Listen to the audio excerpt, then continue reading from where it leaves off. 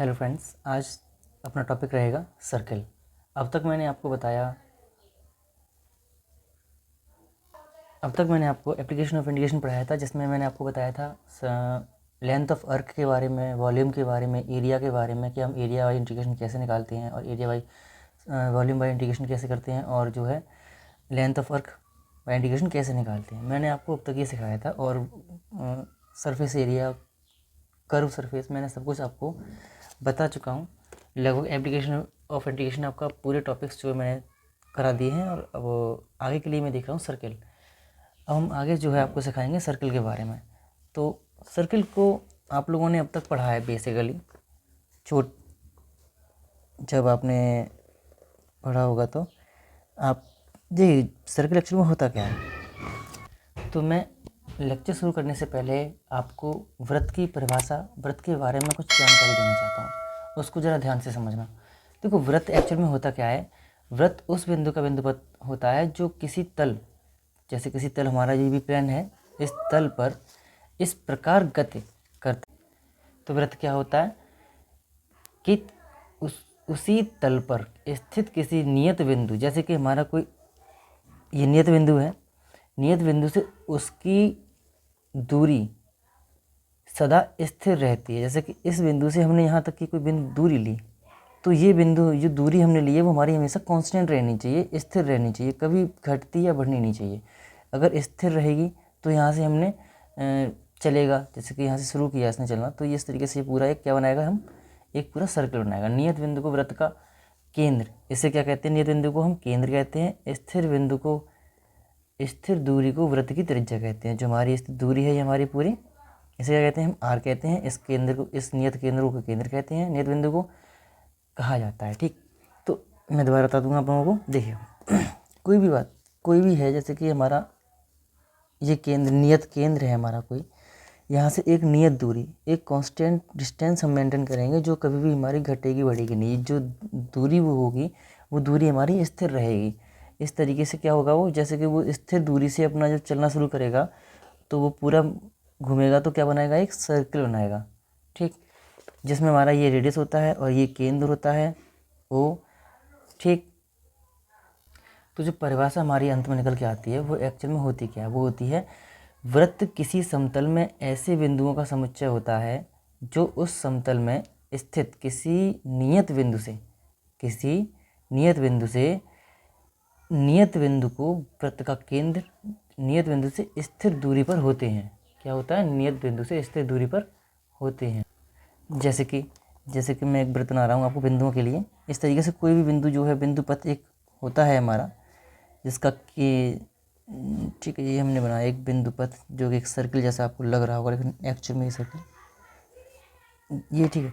तो वही है कि क्या मैं बताना था आपको, नियत बिंदु से स्थिर दूरी पर होते हैं। क्या होता है, इस बिंदु से, जैसे कोई बिंदु पथ हमारा ये है, कोई भी बिंदु पथ है जो इस नियत बिंदु से, जो हमारा ये केंद्र है, इस केंद्र से नियत बिंदु की जो दूरियां हैं वो स्थिर रहती है। जैसे कि यहाँ से दूरी यहाँ की भी बराबर ही होनी चाहिए, यहाँ की भी बराबर ही होती है। आप जानते हो त्रिज्या तो हर एक जगह सेम रहती है। तो इस तरीके से जो बिंदु पथ है हमारा, उस टोटल बिंदु पथ में जो हमारी डिस्टेंस रहेगी उसकी नियत बिंदु की, वो क्या रहती है, कांस्टेंट रहती है, स्थिर रहती है। तो इसे इंग्लिश में क्या बोलते हैं हम, मैंने परिभाषा जो है इंग्लिश में लिख रखी है यहाँ पर। A circle is defined as the locus, locus मतलब केंद्र, locus of a point in a plane such that its distance from a fixed point in that plane is always constant. This fixed point is called the center of the circle and the constant distance is called the radius of the circle. ठीक, अब जैसा कि आपको दिख, अच्छा एक बात बताइए, जो बिंदु पथ है हमारा वो वृत्त क्या होता है, जो बिंदु पथ होता है वो वृत्त क्या होता है, वो होती है वृत्त की परिधि। ये आप जानते हैं, ये इसकी परिधि होती है, ये इसकी त्रिज्या होती है, त्रिज्या होती है, और ये हमारा इसका क्या होता है, ये इसका केंद्र होता है। ठीक, तो अब मैं जो है आपको बताऊंगा।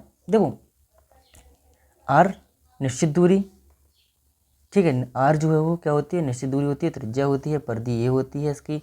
बिंदु पथ से बना हुआ जो पथ बना है हमारा वो क्या कहलाता है, इसकी परिधि कहलाता है। ठीक, और नियत दूरी क्या कहलाती है, जो निश्चित दूरी होती है, कांस्टेंट डिस्टेंस होती है, वो क्या होती है, हमारी त्रिज्या होती है, और ओ इसका केंद्र होता है, जो नियत बिंदु होता है। वो नियत बिंदु क्या होता है हमारा, केंद्र होता है। ठीक, ये तो बात रही सर्कल की छोटी 3 बातों के बारे में बताया मैंने आपको।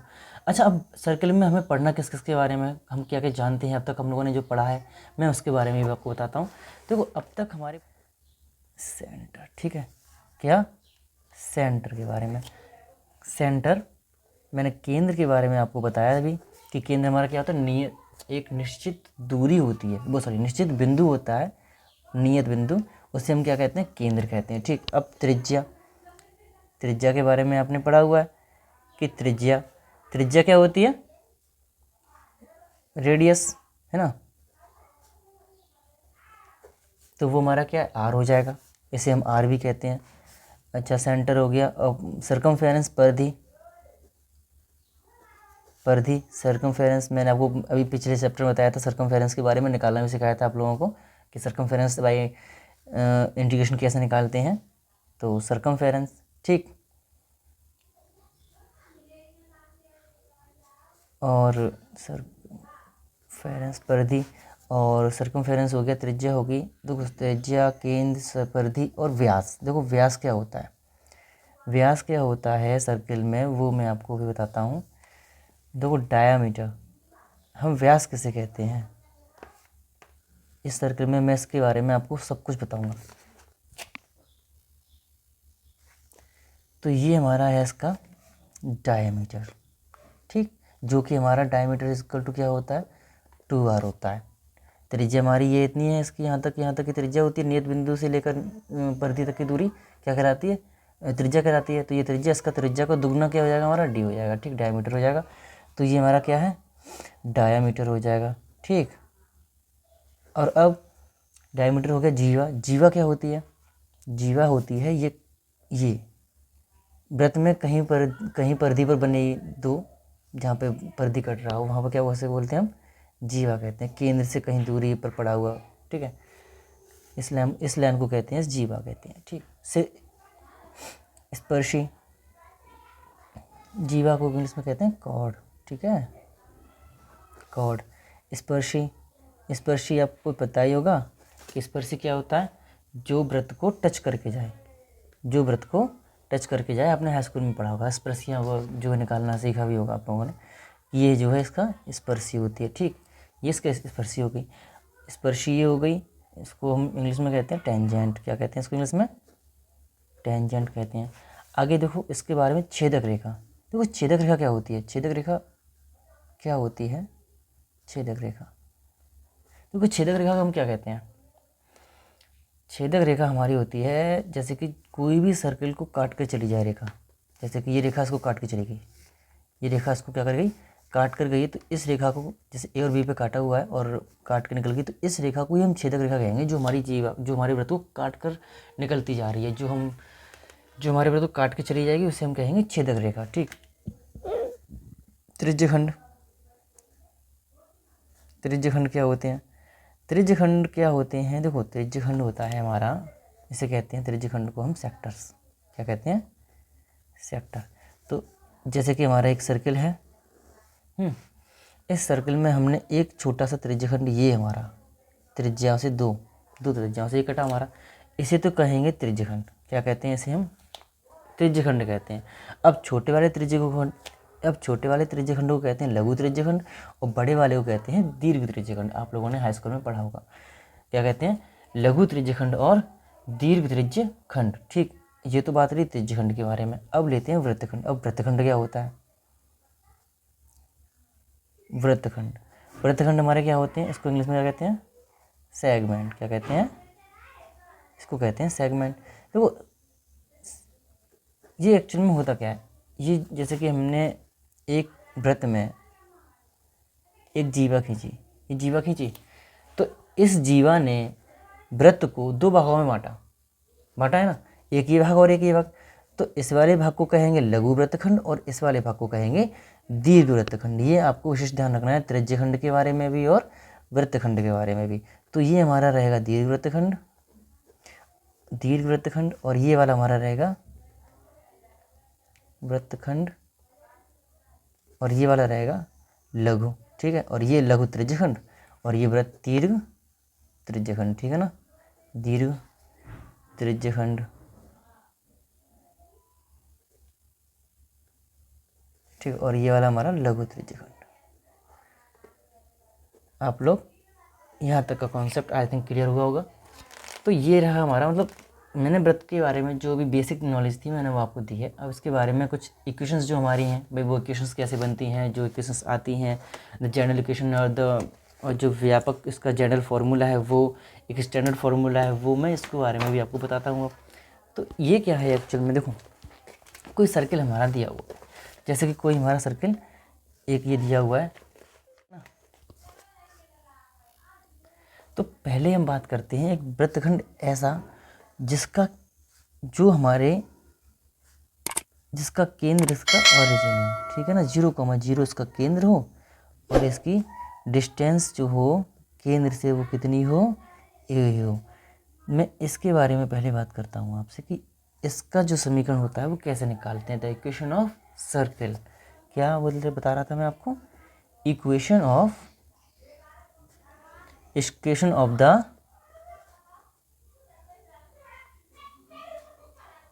सर्किल, ठीक है।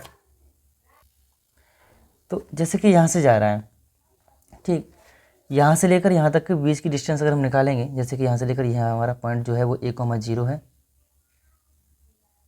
तो हम करेंगे क्या, अब एक्चुअल में जब हम वृत्त का समीकरण बनाएंगे तो वो आप लोगों ने जनरल इक्वेशन आपको मैंने लास्ट में पढ़ाया था इस तरीके से ना, आपको याद होगा मैंने वृत्त का समीकरण आपको कुछ ये बताया था ना, उसमें लास्ट वाले लेक्चर में उसके जब मैंने आपको एप्लीकेशन ऑफ एडिशन पढ़ाया था तब मैंने आपको ये इसके बारे में सर्किल में जब ये का टॉपिक लिया था तब मैंने आपको ये x² + y² = a² बताया था, ठीक है। ये आया कहाँ से, अब ज़रा ये देखते हैं कि ये आया कहाँ से और ये सब कुछ कैसे आया, ज़रा ये देखते हैं, ठीक।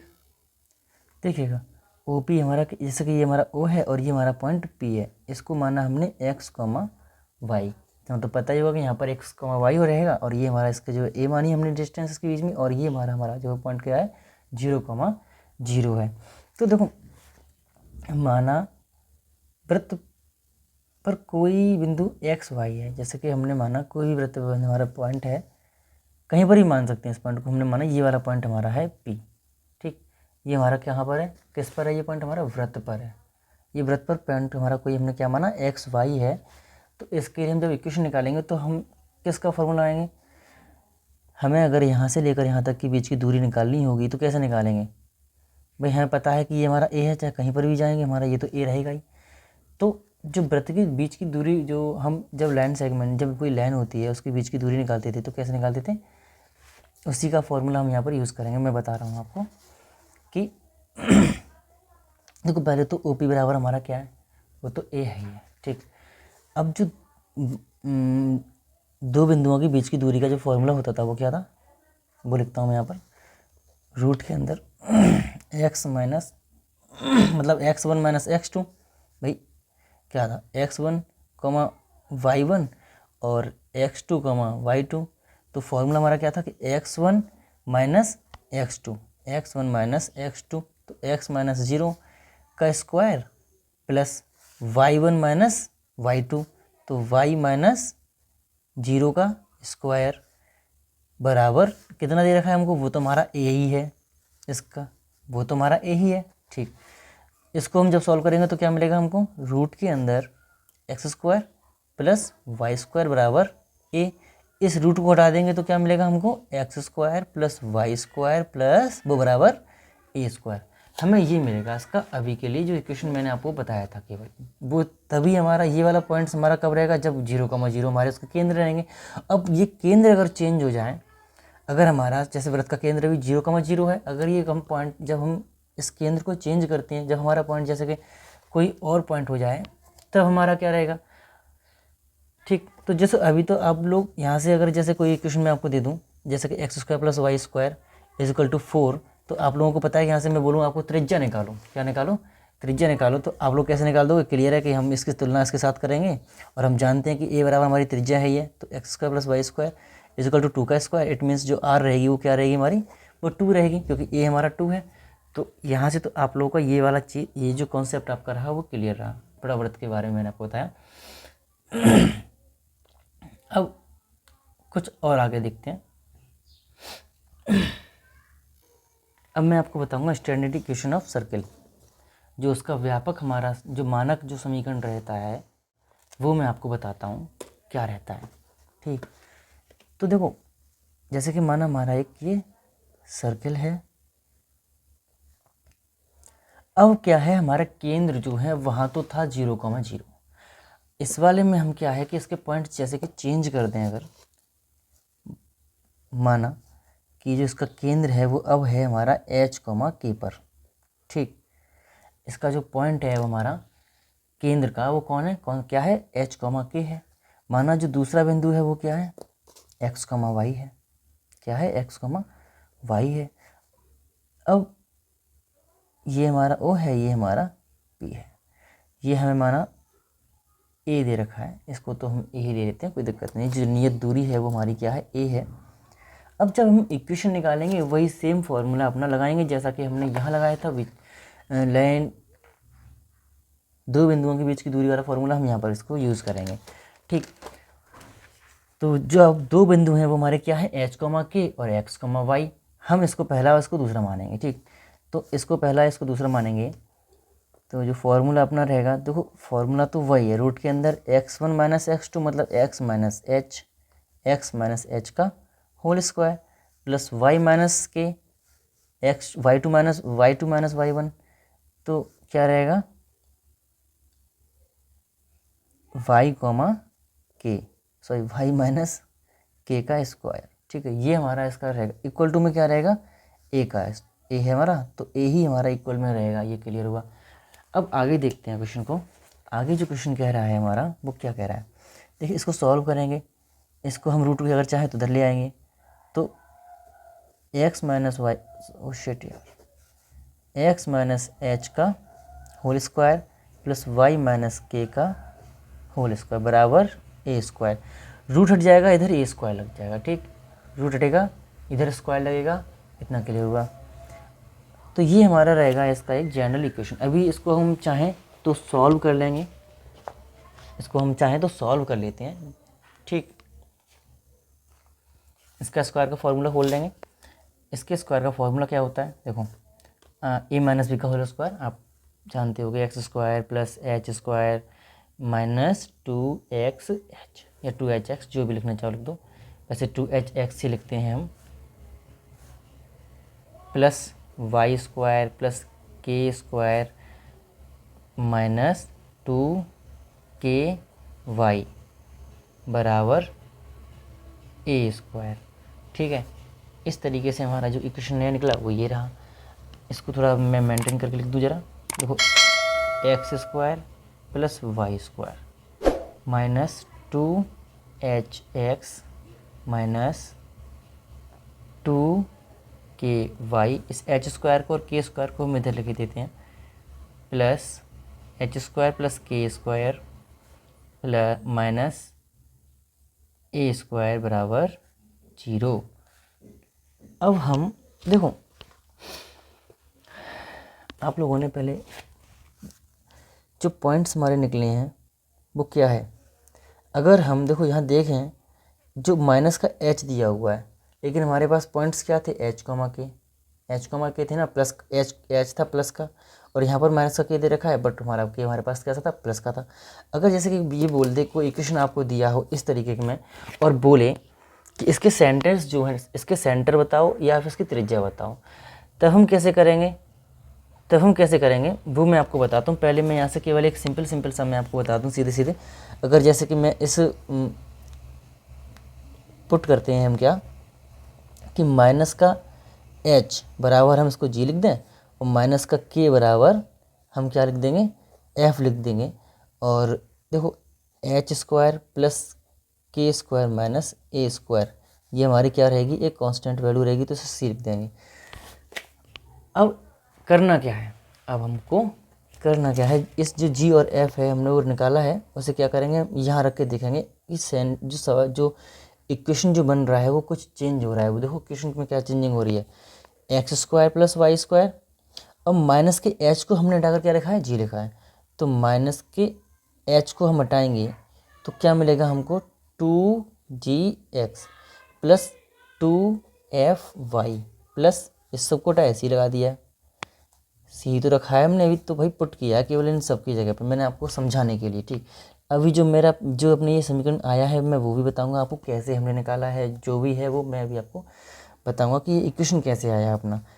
तो यही वृत्त का जो हमारा क्या है वो एक स्टैंडर्ड इक्वेशन है, it is the standard equation of circle. तो इसे क्या कहेंगे हिंदी में,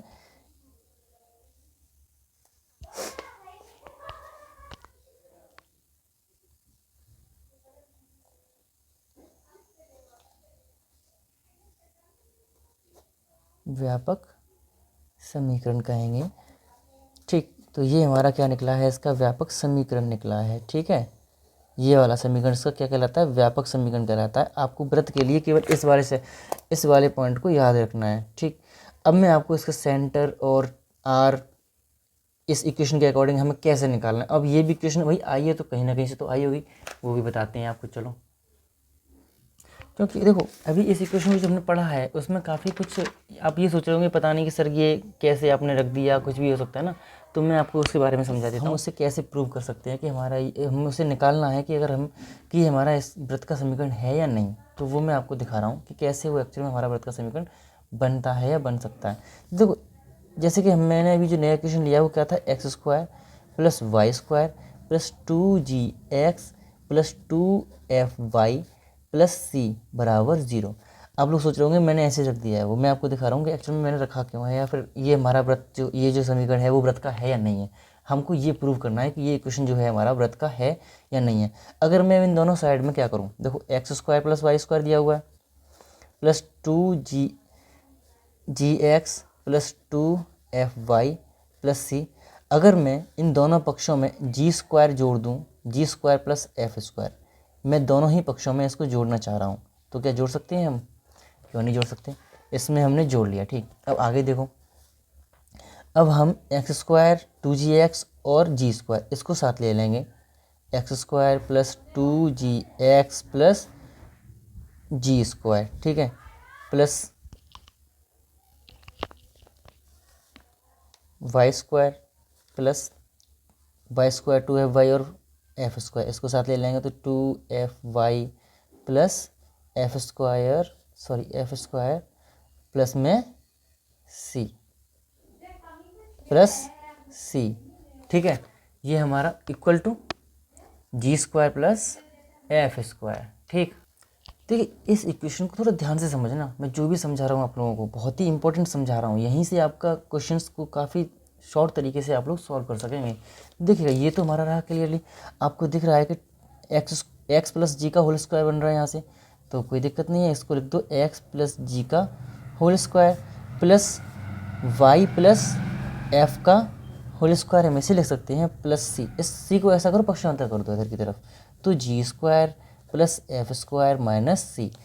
ये रहा अपने पास एक नया इक्वेशन। देखो माइनस प्लस का दिया हुआ है, ये प्लस दिया हुआ है, अभी कुछ इक्वेशन उसकी तरह दिखाया लेकिन ये हमारा माइनस नहीं दिया है यहाँ पर ना, तो हम अगर चाहें तो क्या इसको इस तरीके से नहीं लिख सकते, एक्स माइनस जी का whole square plus y minus f का होल स्क्वायर बराबर, और इसको हम कुछ इस तरीके से लिख सकते हैं, g square plus f square minus c का होल स्क्वायर भी लिख सकते हैं, क्योंकि हमें तो यही चाहिए, इसका स्क्वायर रूट करेंगे तो वो भी निकल आएगा। इसकी जगह पे हम इसे लिख सकते हैं। तो क्या अब हमारा इक्वेशन उसकी तरह दिख रहा है, बिल्कुल दिख रहा है। तो हमारा अब जो रहेगा, देखो अब बात मैंने आपको वहाँ पर भी यही समझाई थी कि अगर हम यहाँ कंपेयर करें अपने पॉइंट्स को इस फिगर के साथ अगर कंपेयर करें, तो मैंने आपको बताया था कि यहाँ पर देखो माइनस एच दिया हुआ है, माइनस एच था, या अगर देखते माइनस के साथ एच था प्लस एच देते, तो मतलब उसी तरीके से मैंने केवल उसकी जगह केवल उसको रखा हुआ है। अगर हालांकि आप लोग चाहें तो इसको हम इस तरीके इसको भी हम चेंज कर सकते हैं, अगर चाहें तो उसी फॉर्म में चेंज कर सकते हैं। देखो कैसे करेंगे, x square plus y square, यहाँ प्लस का सिंबल लगा दो और अंदर लगा दो माइनस, देखो 2 इंटू माइनस का एच है ना एक्स, लेकिन एक्चुअल में जो माइनस तो यही रहने दो, ये प्लस का है ना, माइनस यहाँ रहने दो, ये प्लस, मतलब एक्चुअल में पॉइंट हमारा क्या का था, एक्चुअली पॉइंट जो था हमारे पास वो काय का था, प्लस एच था, बट हमें यहाँ से पॉइंट्स अपने अलग निकालने थे।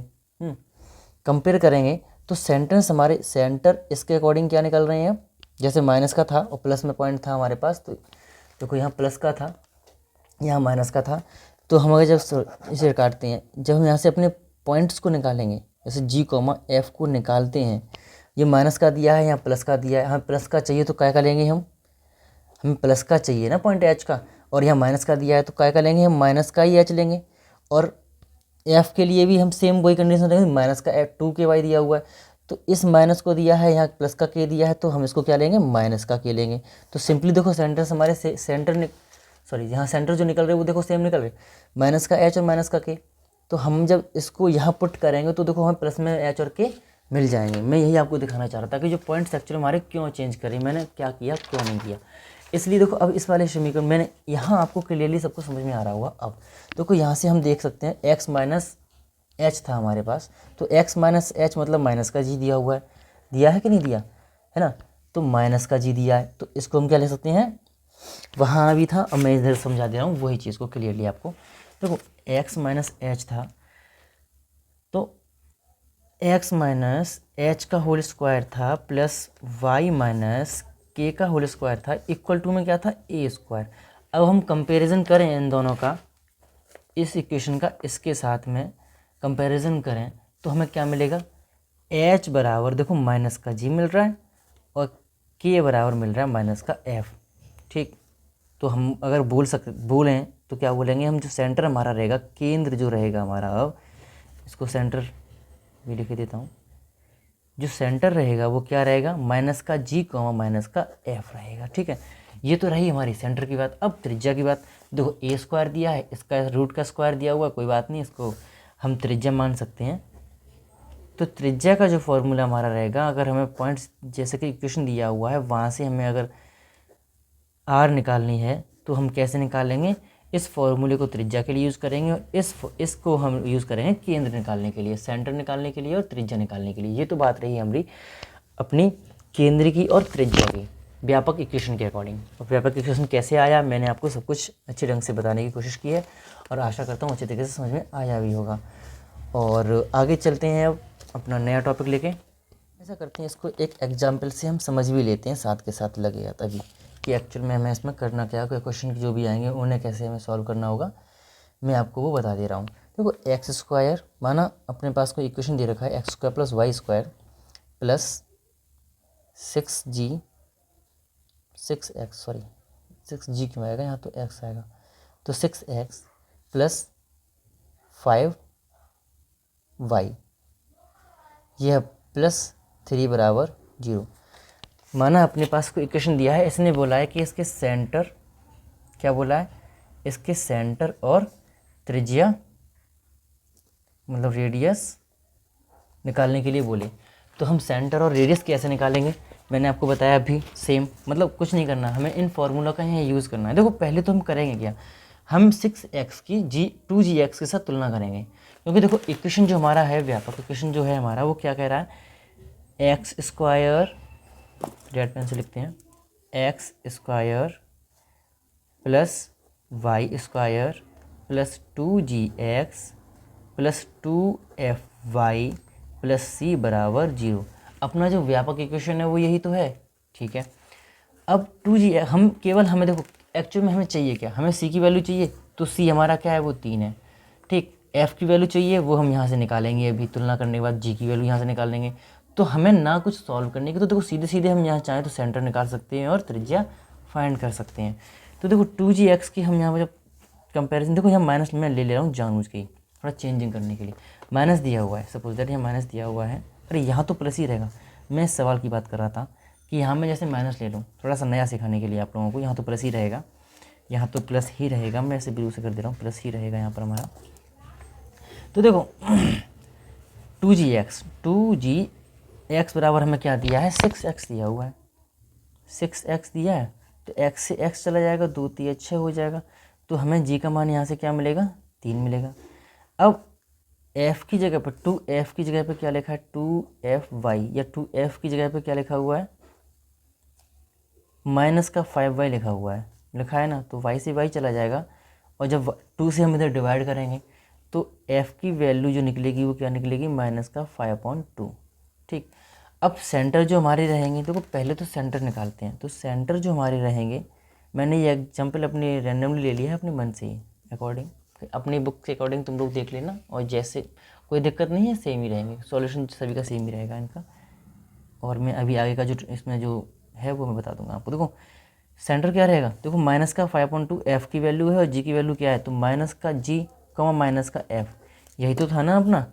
जो जब हम इसको सॉल्व करेंगे, तो -g हमारा +3 दिया हुआ है, तो वो क्या हो जाएगा, -3 हो जाएगा। बहुत सही, माइनस पहले से ही दिया है, -5/2 हमारी वैल्यू है f की, तो वो यहाँ लगाएंगे हम।